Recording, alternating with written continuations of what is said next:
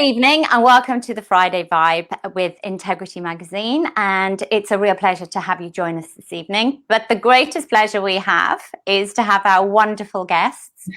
So honoured to have all the way from LA, I think, all the way from LA. I think you're living in LA. We didn't ask that question actually, but we have the wonderful producer and writer Bea Pedersen and the amazing writer Felicity. Please welcome these wonderful ladies to the Friday Vibe. Hi, ladies. Gosh, I don't know if I can say anything after that. No, thank you. Thank you for having us. You can't go home. Yeah. So before we start, let me just say that I'm just in awe. Having read your bios, I am so in awe of you two ladies. And it's so, the conversation that we're going to have tonight is so relevant to so many people right now, because you literally have been changing your lives, throughout. Your lives have constantly changed, and there's no like, oh, I've got to this age and I'm going to stop and put my feet up. It's like, I've got to this age and what can I do next? Oh, I know. Let's produce an award-winning film. Let's write an award-winning film. Let's create some books. So tell me, just today, I know it's only 11:30 there in LA, but what can you say, honestly, say thank you for today that has already happened? Well, I say, there's so many things to be thankful for. In general, I'm very, very thankful just that my dreams come true, that I'm here, that I'm healthy and have roof over my head and have my family and friends. But if I should pick one thing, a few days ago, my next door neighbors, she just rang my doorbell and she was standing outside with a banana bread cake. Oh, nice. And that day was, I'm normally happy, but that day I was just like, oh, no. And I was just like, thank you. And, gave her a big hug. I gave her a big hug. And, So in general, I'm very thankful, but for that banana bread, that was delicious. It was a good one, yeah. A very good one. What about you, Felicity? I can't top that, but my dog rolled over and sat on my head and licked me in the face. So that's a pretty good way to start a day. What dog do you have? The dog is the ultimate acceptance. You smell good. Oh, those jeans. Children's just never going to say those jeans make you look fat. So every day is a good moment. It's almost like we have to look in the moment and count our blessings. But it's almost like I don't want to count the blessings because I want to. It's like counting orgasms. You don't want to do that. It'll mess with you. I don't know what you mean. I'm a single woman. Don't know what you mean. You might believe that, but I didn't know you were counting them. No, you can't. Gosh. No, it has nothing to do with the dog either. So, and listen, you guys are probably, I was saying, you're some of the most talented women I've met, to be honest, and talented people for some, let alone women. I mean, you've achieved so much already before you'd embarked on writing in the film industry. I mean, what drives you? What drives you both? Bea, you want to start off on this one, or? Yeah, what drives me is I'm very curious, and I want to create things. And my mom, whom I was very, very close to, and I lost 2 years ago, she always said, "You can't do everything. You have to accept a no." And I was like, "Why? Why? I want to do it. I want to do this. I'm here. I'm alive. I want to try things. And if I have a passion for it, I want to do it." I ran a marathon some years ago, and not only for me, because I was like, wonder if I can do it. So, that's what I want to do what I have a passion for, want to try things, Yeah. And you do so well, amazingly. And what about you, Felicity? Well, what drives you? I love. Apparently, another girlfriend, she lives in Istanbul, and she said, Felicity, and she said, I'm going to mangle this. She says, Mayum Ishtala. I said, what the heck is that? And she goes, oh, you have a monkey's appetite. And I should explain that too, obviously, but apparently I'm attracted to shiny things. And it's, okay, yeah. It's not that it's not that I think that things aren't important, but there's so many things in life to savor, and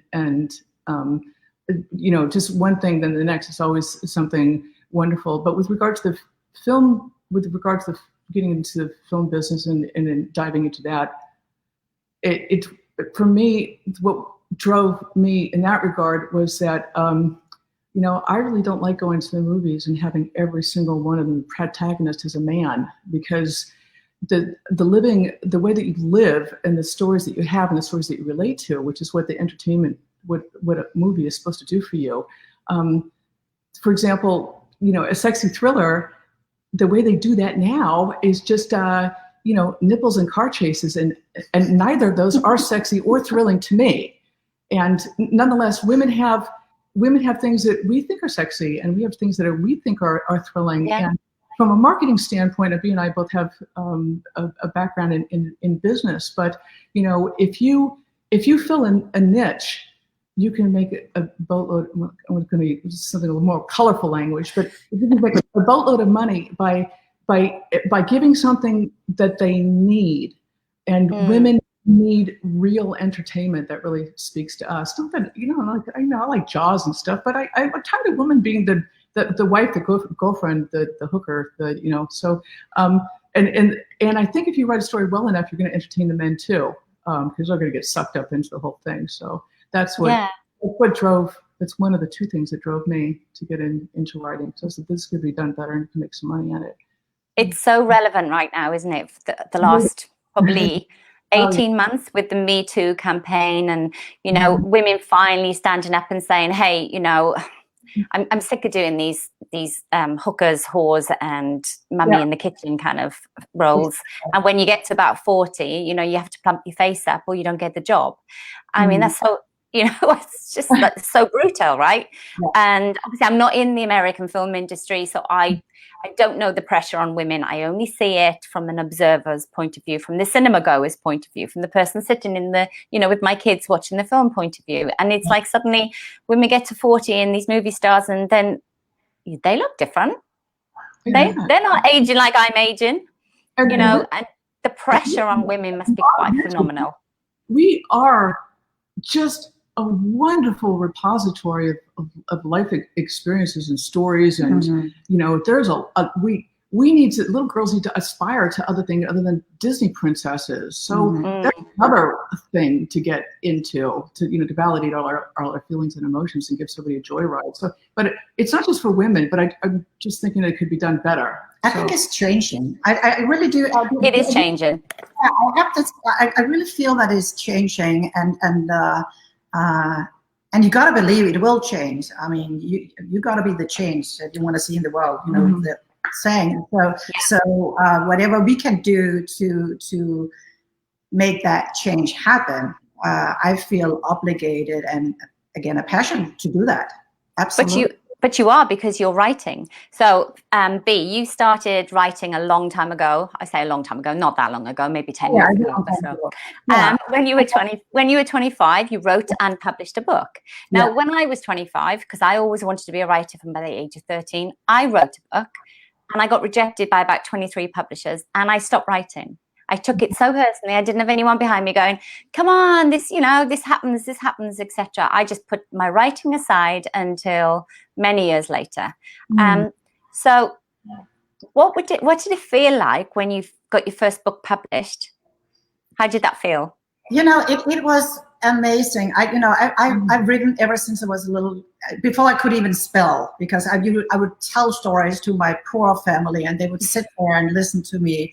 And then when I was able to write them down, I would do that. So having my first book published was amazing, and it got raving reviews, but it didn't really sell well because there was nobody. I mean, no advertising, no nothing about it, but it got raving reviews. It was a personal thing that, it was a story from the newspaper about a young kid from a broken family, and he was portrayed like a beast. And I wanted to go behind the story and figure out, what happened, why did he turn out the way he did? So, and it was amazing, and kind of started the whole thing. Yeah. But you didn't carry on. You then went into the software industry, and then, well, you probably did carry on actually, but you kind of diverted into a very successful corporate business in global IT. So, I mean, obviously the money was coming in, and you had a family, married, etc. You probably had a very lovely lifestyle, and am I right in saying that being a successful writer was at the forefront of your mind at that time? But you did go on to become a writer. Yeah, and you wrote 5 books. Yeah, I wrote 5 books. Yeah, incredible, you really. I have so many stories in my head, and I just want to share them with the world. I wrote that book and had that first book published when I was 25, and then I had my first. I was actually pregnant with my first child, my first son, when it was published. And then I had family, and you need money, and make a lot of money as an author, unfortunately. And I had my background, my master's degree in architecture, so I had to make kind of use of that to support my family. I did continue writing, but I didn't pursue. I didn't try to get it published because I was so busy working in the corporate industry, the IT, 10 and 12 hours a day, 7 days a week. It was crazy. It was crazy. But at some point, I was just like, this is really my passion: writing and film and sharing the stories. I see myself as a storyteller, and I was like, no, I mean, and thank I'm very happy for that. I was in a situation where I could actually pursue my dream. Yes. So, and I'm very grateful for that. So I did that, yeah. And wrote 5 books. And Felicity, reading your bio was like reading an autobiography. He was so layered with emotion, and it was comical. I wanted to give you a feel of what type of human that I am, because we didn't get a chance to talk like you would be. No, an incredible human. And then you went into at 40. You have again having had a very interesting corporate life yourself. Then at 40, you decided you wanted to write. Yeah, no. I've always wanted to write. When you're a kid, you're free.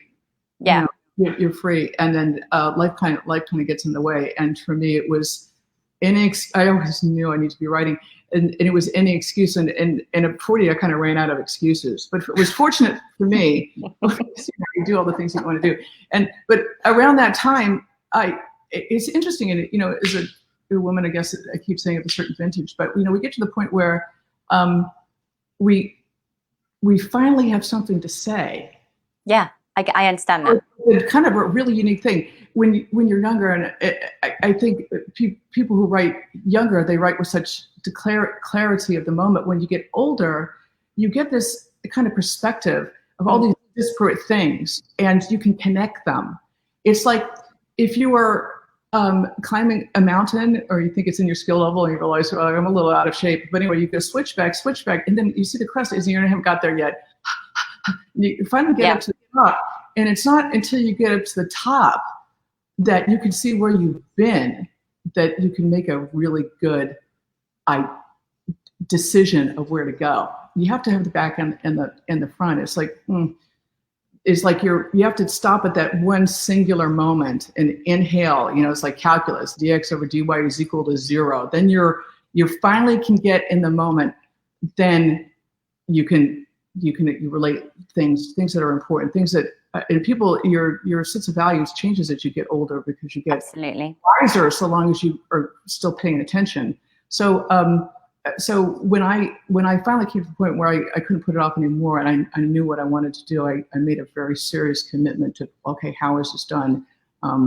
Read all the books. You can only do stuff with reading. I went to to listen to all the big gurus, the Robert McKee, and that was something else. And then when I listened to him speak, I was like, this is so much of where I am right now. I'm gonna be really good at this. I'm gonna make myself get good at it. I know I wasn't good at it, but I'm gonna make myself get good at it. I'm gonna learn absolutely everything. I'm gonna practice. The type of focus that you don't have when you're 20, because you're stupid. And I can because I was 20, so I'm distracted. You're distracted by, maybe you're distracted by work or bringing up the family. Inexperience. You're distracted by inexperience. So when B and I came to the point, and that's another story, maybe we'll touch on that too, where we're like, let's do this. It's not that when 20-year-olds decide an undertaking like this, they don't know why they can't do it. We know why we can do it, even though the whole process is alien to us, because we have a certain skill set. So to answer your question along kind of a long-winded way, it's I ran out of excuses. I had something to say. So not right. Yeah. I finally had the determination to get this skill set that was necessary to do it the way that I wanted to do it. And of course, I had something I wanted to say. So that everything came together in a moment, and it's like the moment that you're on the top of the mountain and you feel infinitely powerful, because nothing, you can't get a cat scratch. Nobody's catty remarks are going to be nothing. This is just what I'm going to do. And I'm very, very, very, very focused about it. It was wonderful, really. And then I met B. So then you met B. Okay, this actually is going to happen. It went from hypothetical to a very real thing, because I'm going to pick up on a point that you said. So you said when you get to your age, you do have our age, when you do have all this life experience, and you have all that wisdom and all that knowledge, you get to the peak of that mountain. Well, am I right in saying in Hollywood, in the film industry in America and in this country, that's when you got people throwing you off and saying you're no good anymore. You're a woman, you've got to this certain age, and actually pushing them off the mountain, rather than saying, more of you come up and join us. We need your knowledge, we need your wisdom, we need your experience. It should be reversed, but it's not. It's the wrong way around. But as we talked about earlier, I think it's changing. I really do think it's changing. When you look at some movies that are coming out, there's more and more movies where they use people that are over 40 years old, and there's more demands for scripts where it's female or other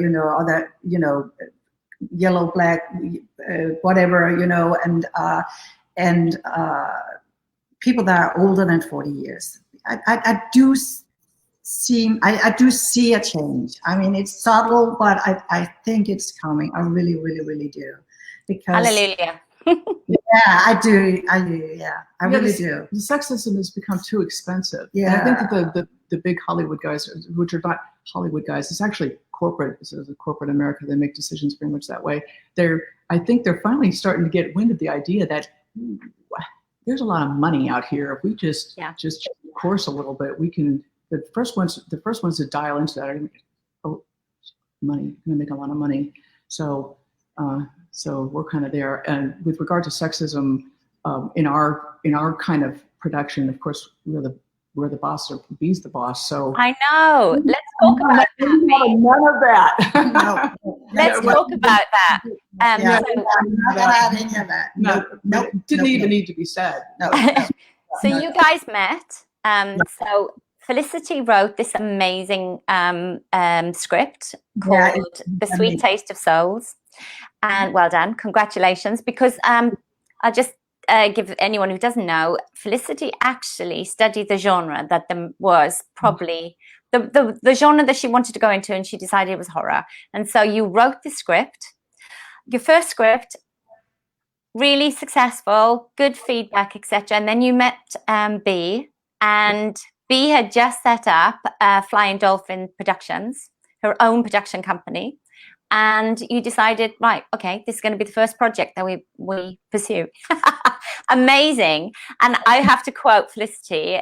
She said to be, let's make a movie. How hard can it be? That's a quote. We giggle every So how tough is it? Come on, tell us, how tough is it making a movie? I mean, I always refer to it as a military operation.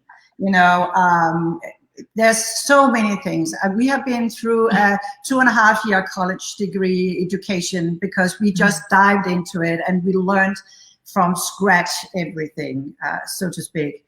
And It's been amazing, but you put together, you know, a great team, and you referrals and people that you trust, and I mean, the team is so important. We could not have done this if we did not have this amazing team. And you know, we worked together with director Terry Ross, and Honey Lauren is our lead cast, and she's just absolutely amazing in that character. You know, when we saw her at the casting, it was just like we looked at each other and said, "Oh my gosh! Oh my God! There she is! There she is!" And then our leads, the group of we call them the kids, and they, you know, they're grown up adults, but we call them the kids. The 4 lead cast. We were so fortunate because we got these. Well, you know, Terry and Beef picked them out, and you pick out actors not just for what you think that they're going to do, but how their chemistry is going to work with the what's kind of really necessary on the thing. And our head guy John Salandria, I mean, and the I guess with chemistry again, but the chemistry that he had with the fellow that we picked to play his older brother, Mark Valeriano, it was spectacular. It was magical. And then we had another lady. I was just blown away by her reel, Amber Gaston, who plays Wendy, and then our follow-up lady, who Sarah Bartholomew, who plays Lily. She's burning. She's burning, and it's just smoldering, and it really comes through. We were, oh my God, so lucky to get those people, and also they just work so well together, even though they came from different parts of US. You know, they were just like they were already a team, and then we put them in this van, you know, because they're driving, they're on a road trip, and it was just like they always known each other. Excellent, And then we had a great DP, Oscar Velasquez, and then Michael Mulligan, that you know, was on the show. Yes, lovely Tom. He brought a lot of depth to that character. It turned out to be a gem too. We spent a lot of time with him. We live close. So we actually had brunch with him yesterday. So oh, did you? Hey Tom, if you're watching, I think he said he was watching. Also, Darn Olden and Lonnie Curtis, and some of these Frank Papia, obviously, and we had a bunch of people that unfortunately didn't get a lot of lines, but we're familiar with them now. So as we're putting together the follow-up, then that's giving us a lot of you know, Donna Heising. She's kind of famous, very famous actually. We're very lucky that she was in the movie there at the tail end. I guess once your movie's out and then people see it's popular and it's winning so many awards and you're being nominated for I mean, you could list them, right? There are so many. And was there one wow moment where you thought, flip, we're actually making this, we're actually doing it, where you had to pinch yourself and go, oh my gosh, we're doing it? Oh yeah, I remember the day on the first day of filming, which we did on a beach here close to us, and I, you know, see the camera and everything, and I was just like, oh my gosh, we're making a movie. Excellent. And there was this moment of totally joy and happiness and fear. You know, yes. Oh, what are we doing here? You know. Yeah, that's when I kind of felt that yes, this is the moment. Yeah, it was wonderful. And you're so B, you taught yourself how to write a script. You read a book. I just find that phenomenal because that's what I'm doing. So I've written a poetry book. I've written a self-help book, all within lockdown. Got both published in a month, and now it's like, okay, now I'm gonna write. I've always wanted to have my book up on the screen. I've wanted to write a book and then have it turned into. So when you're talking, it's like that's going to be me. I know it's going to be me. So I'm teaching myself how to write a script. Do it. You could do the two things in the other order too. By the way, you could write the script, and the script is, you know, it's like the haiku of writing. There is no extra fat to be had. You have to distill it to. That's right. Purest form. That was eye-opening for me. You can't, for example, when you're writing a novel, you can tell the audience what the character is thinking. You can't do that. You don't. Script. No. You can't do that in a script. It really, really, really, really, really makes you concentrate on route, direction, story structure, and all those things you have to ladle in. There's no room for excess, not one moment. And the whole thing about when you do that it's really the action that creates the character. And so whenever you have an action going on in your script, it needs to be something that's important, that will define that person. Why are they doing that? What does it add to that person? Yes. How does it forward the plot? Yeah. How does it forward the person? How does it forward the theme? And if you really got your chops on, you can do all three of those at the same time. You really rather commit to doing that and having nothing less than that. So does it depend then very much on a combination of having an actor or actress knowing exactly what you want them to do, being able to adapt and being flexible and take on that character and kind of almost take that character on more than what that you've given them, you've given them, they have to adopt that character and become that character, but also having an amazing director who knows where the script's going and says, right, okay, that's where you need to go, or that's what you have to project, that kind of emotion, louder, stronger, smaller, quieter. It's exactly right what you're saying, and that's why we feel so fortunate, because the actors that we brought in, and we obviously had an idea what it was, and this is going to be, and director, that they brought so much more to the script that we kind of go, wow, oh yeah, and we talked about earlier with Honey Lauren, when we saw her for the casting, we were just like, that was not really originally the kind of person we saw as the star. But when we saw her and what she delivered, what she added to the character, we were just sold. We were just like, oh my God, there she is. There she is. That's her. So yeah, and the other characters too. We were very, very fortunate. Very, yeah. Is that passion? Sorry, go on, Felicity, you say. If I could just add a kind of a strategic thing from the kind of backside, from the writing side of it. So you know what your story is and what the characters are doing. You know kind of how they carry themselves in a certain number of things, but you cannot get this character down to the finite detail, because you'd be tempted to write that way, like you would be doing in a novel.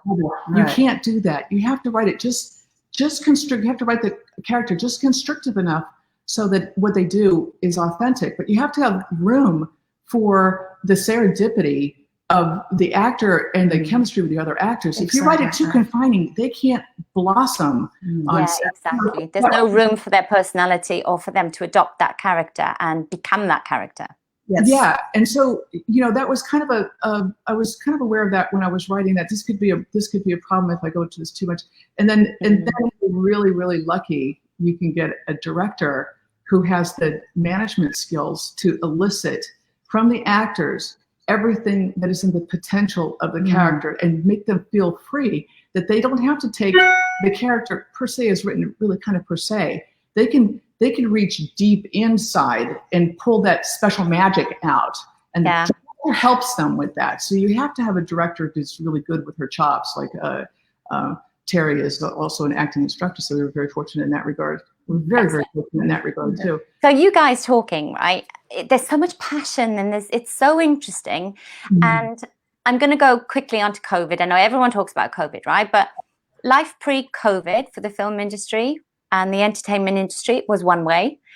During COVID, it was absolutely flattened, right? A complete and utter flattened playing field. And now post-COVID, even though we're in COVID, but we're kind of just, everyone's trying to rise their head above the parapet almost. Parapet. The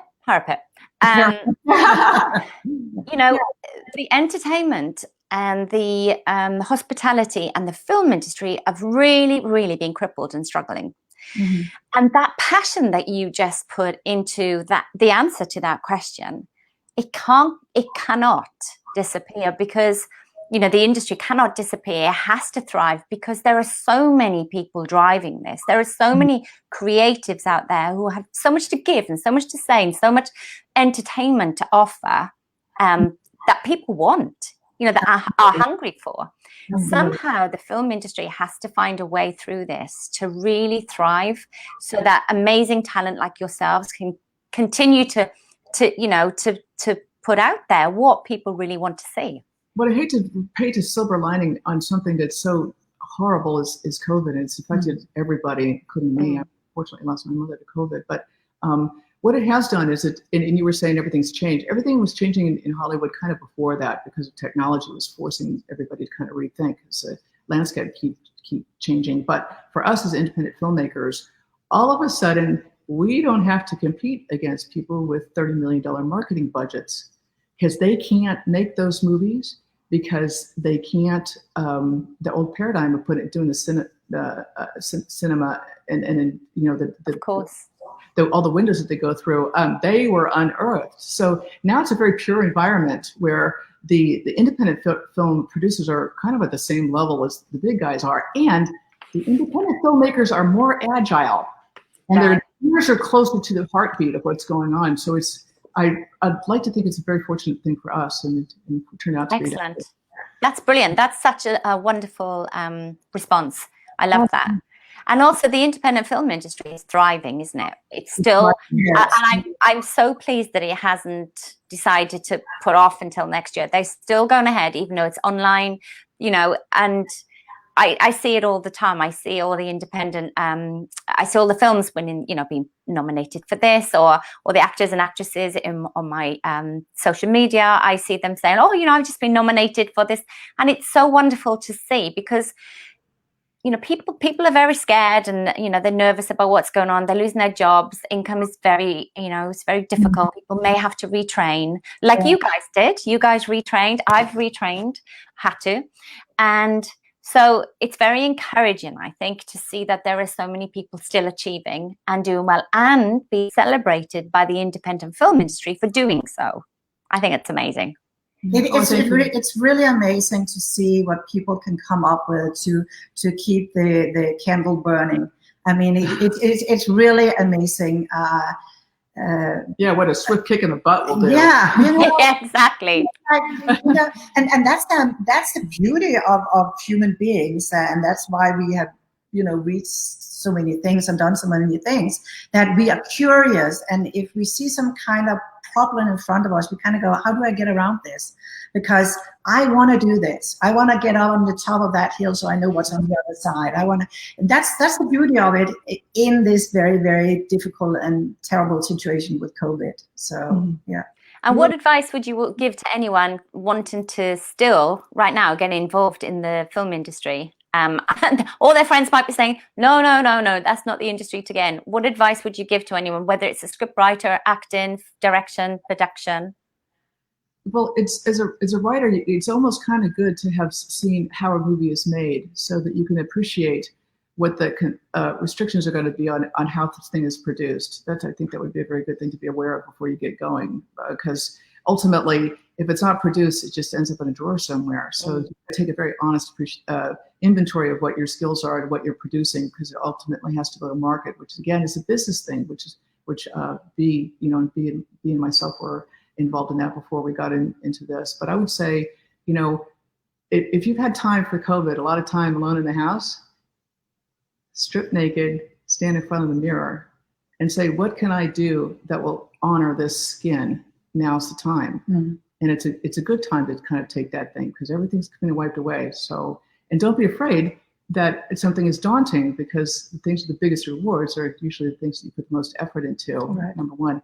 And that skin, by the way, 7 years is going to be a different person anyway. So if you make a decision, it turns out to be, oh, this is messed up, I'm stuck now. You know what you do when you make a bad decision is just make another decision. So, and we're England, America, it's all capitalism. So you have to keep reinventing yourself all the time anyway. Just absolutely. To survive. Never your garden. So that's my 2 cents. Sorry, B. I'm using up all the air. No, that's fine. Now, I would say, if you here during COVID, we're still very much under COVID here in the United States, and if you can spend the time to educate yourself. If you want to be in the film industry, watch a lot of movies, which we already do, because we kind of are in here in the house, and read a lot of scripts, and don't be afraid to start writing, and don't think about, oh gosh, I can't write that because my aunt or my uncle is going to read it. I mean, sorry if that, but just do it. You can always go back and edit it or whatever, but let your passion, let the words come out, and just do it and feel free. Again, it's a horrible situation we're in, but let's make the best out of it. And if you feel that you have a passion for writing or making films or whatever, read about it, watch it, talk to people, pick up the phone, call somebody that's sitting in a house somewhere else locked in because of COVID. Do something. Just do something. Absolutely brilliant. Excellent advice. And what's next for Felicity and Bee and the Flying Dolphin Productions? What's on your agenda? Well, we have a couple of projects that are in what they call in development, but it's really a lot more tangible from us. We like to say in development because that's what the big guys say, the big ladies say. But we have obviously the sequel to this, which is the story's already done. Actually, it's funny you mention that because COVID-y. We are going on a big camper van excursion. Us and we have another friend who's a documentarian, and we're going to pound out these stories. We're going to revisit the script that when we ended up doing Sweet Taste of Souls, we were actually contemplating doing Bee's script too. Bee is another horror, which is it's interesting that both she and I chose horror. I know. We're not horrible people, but. That's a very, very, very good script. So we'll revisit that, and of course the sequel. And this script wasn't actually my first script. My first script was a romantic comedy. Okay. Well, you have to understand that building a career is you got to build your creds. So we're going to study. Race. Slow and steady wins the race. So we've got those. And am I forgetting anything? We're going to go traveling through the national parks and generally make an old lady nuisance of ourselves across state lines. I'm looking forward to that. Thelma and Louise. And writing. And we would be writing. Writing on the same time. At the same time. We already kind of have. We did very well we did very well with our distributor, who's already spoken to us about. He's very adamant about. He was very adamant in our paperwork to get. He wanted the first bite at the financing, so that was a big photo conference. I was kind of reading between the lines. So I can get your names too. So that's what it takes. You got to be successful in one, and then people trust you, because ultimately, Bee's talking about the creative side of it. As creatives, it's very fulfilling to do something in a creative thing. Ultimately, you got to sell the thing. Yeah, so absolutely. Not just write for you. I mean, write for you if that's what you enjoy doing. But if you want to get something sold, start with what your audience needs or wants. It's interesting. The Apple, when they invented the iPhone, iPad. I guess I don't remember which one came first, but he created something that we didn't know we needed. We go back far enough that I growing up, I never had a phone in my purse. So it's not that you need these things. Did you have a radio? It's that you need these things. So create the thing that people need or want. Good advice. And make both of those, and then you'll have a much less difficult time selling it to them. Art for art's sake is fine. I mean, maybe the best art is art for art's sake, and it's not been contaminated by capitalism. But on the other hand, if you're going to support yourself, then you need to be absolutely. That's very key. Got to kind of bend over for that, but it's fun. So going back to Sweet Taste of Souls, we'll come into the end of the interview. Is it available in the UK? Is it going to be streamed in the UK? Because I know you mentioned the distributor. And when is it going to come over here? When's it available for us to watch?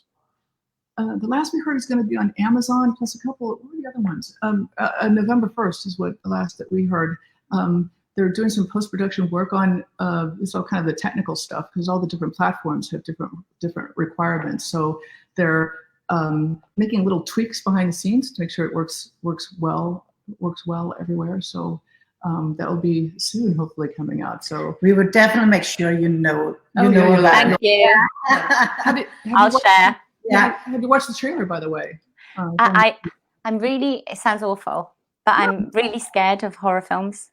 Oh, that's interesting that you mentioned that, because Bee and very, they get inside my head and I can't watch them. It's not horror like that. Some horror is just, a lot of blood and ice picks and stuff, and barely clad teens. It's not like that at all. It's you have to use as a chef. You would use Tabasco very sparingly, and so as a prerequisite of the genre, there has to be blood, but it's very, very, very sparing. It's more very much in your head, turning things upside down, keeping you like, wow. It's like our director said. Thank you, Terry Ross. She says it's very it's like Hitchcock and Twilight Zone, and if that's the thing that you like, it's more like a psychological horror. You're gonna love this. I'll do it tonight. I'll watch the trailer tonight for you. It spins you around and keeps you going. You will. It's not predictable, but the ending it keeps you entertained the whole time, and the ending perfectly justifies the premise. And there's room. You're like.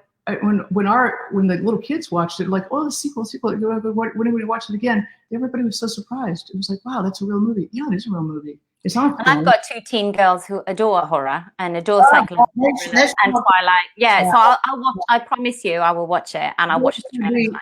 I'll show my 15-year-old the trailer. Yeah. It was actually awarded Best Horror Feature for London Independent Film Awards recently. Well done. In Vegas too, I can. Loads. You've got loads of awards. Yeah. I'm not going to say it casually like that. It was like, yes. Yeah. You've got loads of awards. Come on, girls. You're winning. Yeah. So, last question, and I will let you go. As you know, we're Integrity Magazine, and what does the word integrity mean to you, ladies? Oh, integrity to me means to be honest. And, if you promise something, you do it. It means to be a solid human being, where you will be there to make a difference and help your fellow human beings. That's what it means to me. I like that. Thank you for these questions. I read that question. I was really quite taken with it because there's so much. It's such a fertile question, really. And I thought I had kind of 3 answers for you. One is when a man has integrity and a sly grin, that's like freaking super sexy. and integrity, a little bit more seriously, I think integrity is what you want to have when your children look up to you. You want them to see that in you, integrity. And the third thing, integrity is the last thing you have to hold in your hands when you go to meet your maker. So it's a really, really, really important thing. And thank you for inviting us to share our thoughts on that. You're absolutely welcome. Where can we find Sweet Taste of Souls if we wanted to have a look, even if it's just the trailer here in the UK? But of course, we've got an international audience. So where would we be able to find Sweet Taste of Souls? Basically, if you go Google Sweet Taste of Soul trailer, the trailer will come up, and there's actually 2 trailers, and they're really, really good, both of them. So fantastic! I'll be doing it tonight, I promise. And it's so Sweet Taste of Souls. That's Wonderful. With the website, it be taking care of all the social media, so we're kind of all over the place. So it would be. On Facebook, Facebook, Twitter, Instagram. We have a web. Please go to our website, Sweet Taste of Souls, our website. Yes, and all your contact details. If anyone wants to get in contact with you, ladies, if they've got any questions, it's all on the website. Yes, absolutely. Wonderful. Thank you so much. It's been such a pleasure. This is the longest interview I've had because I could talk all night to you. I really could. You're fascinating people to listen to and chat with, and it's been a real pleasure and an honor. So when I visit my family in Denmark, then I'll make a little stop over and come and say hi. Hey, everyone in Copenhagen. Thank you, Paula. Thank you, Paula. Take care. Thank you. It's been wonderful. So please share away. Take care. Bye-bye. Bye.